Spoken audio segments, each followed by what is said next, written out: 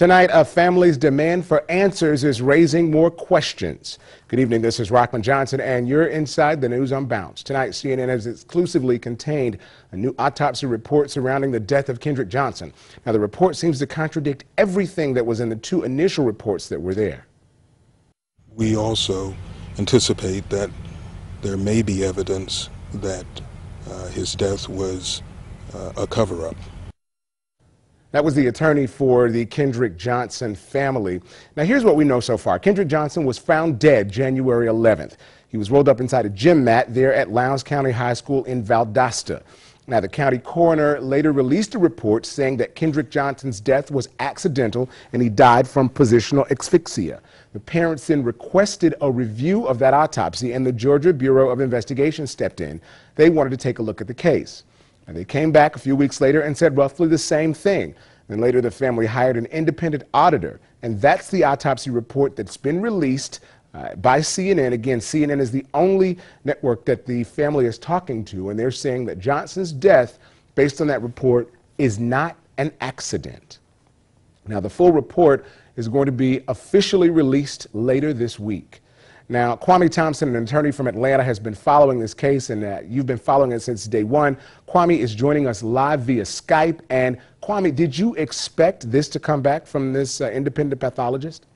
Well, Rockman, you know that you and I talked extensively about this case, and actually it doesn't surprise me. One of the things that the family and the community are really concerned about is the timeline of events. Mr. Kendrick Johnson, he went really missing on January the 10th. His body was found on January the 11th. The police were called in at 10:30 on January the 11th, and the Sheriff Prines, he had stated that he felt that there was no foul play on that same day. And then later he came back and stated that the scene was treated as a crime and as a homicide. However, they still felt that there was no foul play. And I think that there was a rush to judgment in that case. And we're looking at video right now. Part of the issue was Johnson's family. They had to protest and protest and protest even to get the county to take a look at the case all over again.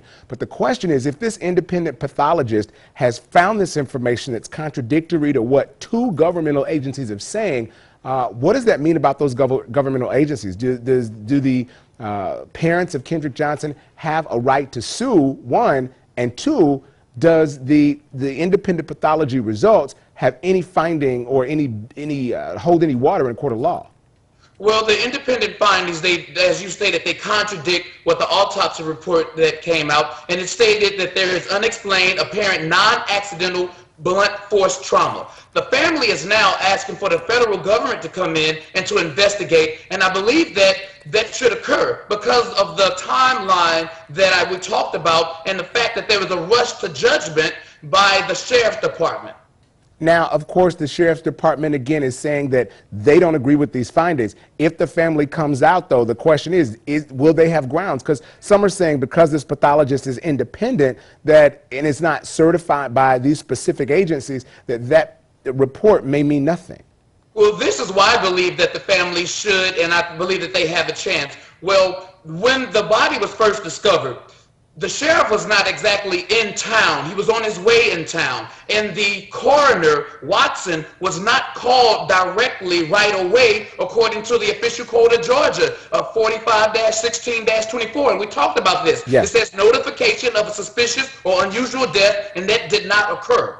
And I'm also hearing that the coroner is now coming back and saying, well, hey, wait a minute, I'm not a medical professional, because the coroner in that particular city is elected, from my understanding, and not someone that has to be a medical professional. That is key, and I think that is going to go to the weight of the evidence also. And so the sheriff also should not have ruled this death an accident, especially on the day that the body was found. Gotcha. Kwame, let's plan to join me this evening on social media. We'll continue to chop this case up and talk about it. And also, we'll be looking forward to the final release of the report that's supposed to come down later this week. But Kwame Thompson, thanks so much for joining us. Thank you for having me. Now, Victor Blackwell from CNN is leading the investigation into the case. We'll leave links on the site, as well as I'll tweet them out about how you can see what the latest is with Kendrick Johnson.